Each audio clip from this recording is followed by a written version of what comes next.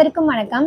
இன்னைக்கு என்ன பார்க்க போறோம் அப்படின்னா 12th மேத்ஸ்ல சாப்டர் 4ல inverse trigonometry exercise 4.5 4th problem proof தட்னு கொடுத்துருக்காங்க. இதுக்கு நம்மளுக்கு ரெண்டு ஃபார்முலா தெரிஞ்சா போதும். எப்பயுமே ஃபார்முலாவை மக்கப் பண்ண ட்ரை பண்ணாதீங்க, ஜஸ்ட் ப்ராப்ளம்ல அப்ளை பண்ண கற்றுக்கோங்க. Now we know that tan inverse of x plus tan inverse of y, this is equal to tan inverse of x plus y divided by 1 minus xy. இது நம்ம already படித்த formula தான். tan a plus bல நீங்கள் ஞாபகம் வச்சுட்டு எழுதினாலும் okay, இல்லை இதை நீங்கள் ஒரு தடவை ரீட் பண்ணிவிட்டு ப்ராப்ளமில் அப்ளை பண்ணி ப்ராக்டிஸ் பண்ணிட்டோம்னா மறக்கவே மறக்காது. இப்போ tan inverse of ஃபர்ஸ்ட் சப்டிவிஷனில் என்ன கொடுத்துருக்காங்க, tan inverse of 2/11 plus tan inverse of 7/24 அப்படின்ட்டு இருக்கு.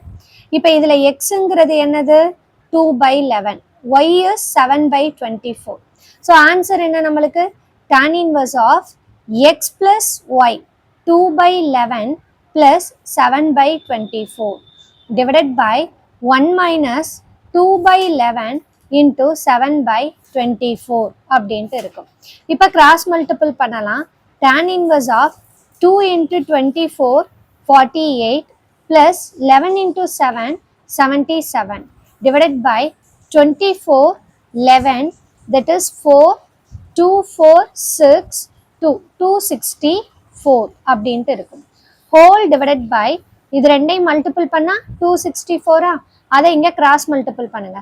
264 minus 14 2 7s are 14 divided by 11 into 24 264 அப்படின்ட்டு இருக்கும். இப்போ 264 264 கேன்சல் ஆயிரும்.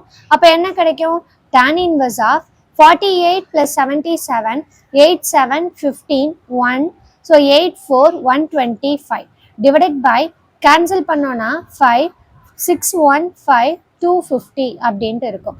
So this is tan inverse of 1 times 125 2 times இருக்கா, ஸோ 1/2 அப்படின்ட்டு இருக்கும். ஸோ LHS எடுத்தோம் 2 by tan inverse of 2/11 tan inverse of 7/12. என்ன நம்ம ப்ரூஃப் பண்ணணும், tan inverse of 1/2ன்னு ப்ரூஃப் பண்ணணும். அதான் இங்கே நம்ம ப்ரூஃப் பண்ணோம். அவ்வளோதான், ரொம்ப சிம்பிளான ப்ராப்ளம். நெக்ஸ்ட் என்ன பார்க்குறோம் அப்படின்னா செகண்ட் சப்டிவிஷன் பார்க்கலாம். செகண்ட் சப்டிவிஷன் என்னன்னா sin inverse of 3/5 minus cos inverse of 12/13 sin inverse of 16/65 அப்படின்ட்டு ப்ரூஃப் பண்ணணும். Let us take LHS is equal to sin inverse of 3/5 minus cos inverse of 12/13 அப்படின்னு எடுத்துக்கலாம். இப்போ first let x is equal to sin inverse of 3/5 அப்படின்ட்டு எடுங்க. sin inverse இந்த பக்கம் வந்தா sin x, sin x is equal to 3/5. In right angle triangle we know that it's based on the sides. Sin is here, if I am taking theta na opposite side by hypotenuse. So that is the formula for sin x. So இது வந்து opposite side, இது வந்து hypotenuse. So x க்கு opposite side என்ன, இதான் 3, hypotenuse is 5. அப்ப இந்த வேல்யூவை நம்ம எப்படி கண்டுபிடிப்போம், by Pythagoras theorem hypotenuse squared is equal to sum of the square of other two sides. அப்ப இதை நான் unknown value t ன்னு எடுத்துக்கிட்டேன் அப்படின்னா 3 squared plus t squared is equal to 5 squared. So t squared is equal to 5 squared minus 3 squared.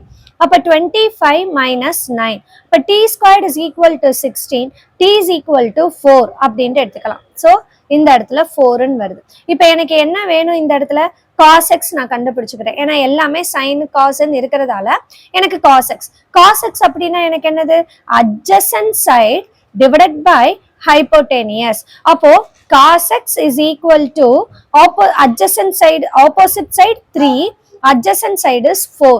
So 4 divided by 5 அப்படின்ட்டு இருக்கும். இது cos x. இது வந்து இந்த வேல்யூவை வச்சு எடுத்தாச்சு.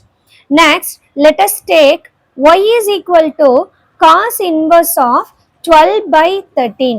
Same, by right angle triangle இந்த cos inverse opposite கொண்டு வந்துட்டோம்னா cos y is equal to 12/13. அப்ப இங்க நான் y அப்படின்ட்டு எடுத்தேன்னா opposite cos வந்து என்னது நம்மளுக்கு adjacent side by hypotenuse. அப்ப இதோட adjacent side தான் என்னது நம்மளுக்கு 12, ஹைப்போடெனியஸ் வந்து 13. ஸோ இதை நான் t வச்சுக்கிட்டேன்னா t squared plus 12 squared is equal to 13 squared. T squared is equal to 13 squared minus 12 squared. 13 squared is 169 minus 144. So the answer is 25. But T squared 25 na T is equal to plus or minus 5. Positive value நம்ம எடுத்துப்போம் 5. அப்போ இப்போ எனக்கு opposite side கிடைச்சிருச்சா? So sin y is equal to 5/13. அவ்வளோதான். Right angle ட்ரையாங்கிளை வச்சுட்டு நான் sin x எனக்கு தெரிஞ்சதை cos x அதுலேருந்து cos x எடுத்துக்கிறேன். ஒய்ல cos yல இருந்து sin y நான் கண்டுபிடிச்சிக்கிறேன். இப்போ இந்த இடத்துல இந்த வேல்யூ இருக்கு இல்லையா எக்ஸ் மைனஸ் ஒய், நான் அதை சைன் ஆஃப் எக்ஸ் மைனஸ் ஒய்ன்னு எடுத்துக்கிறேன். என்ன formula? Sine of X minus Y sine X cos Y, இங்க மைனஸ்னா இங்கேயும் minus cos X sine Y. அவ்வளோதான். இதில் நம்ம வேல்யூவை சப்ஸ்டியூட் பண்ணோம்னா ப்ராப்ளம் முடிஞ்சது. சைன் எக்ஸ் என்ன இருக்கு நம்ம கிட்ட? சைன் எக்ஸ் வந்து 3/5. So 3/5 into cos Y. Cos Y வந்து என்னது? 12/13 மைனஸ் காஸ் எக்ஸ் என்னது? நம்ம என்ன கண்டுபிடிச்சோம்? Cos X 4/5 into sine Y என்ன கண்டுபிடிச்சோம்? 5/13. அவ்வளோதான். ஸோ 5 கேன்சல் பண்ணலாம். கேன்சல் பண்ணிட்டா திருப்பி எல்ஜிஎம் எடுக்கிறதுக்காக நம்ம அந்த இடத்த பார்க்க வேண்டியது இருக்கும்.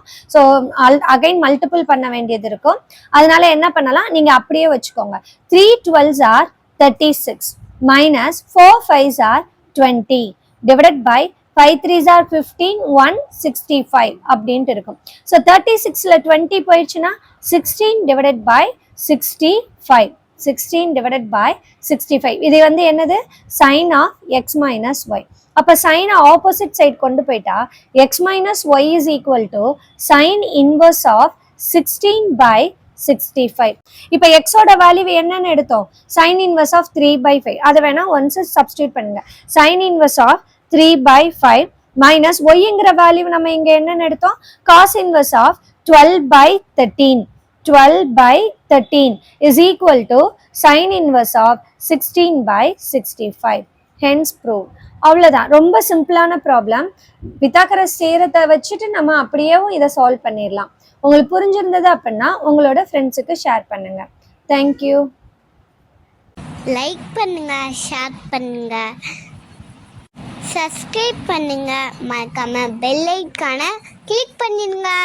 Thank you for watching. Bye.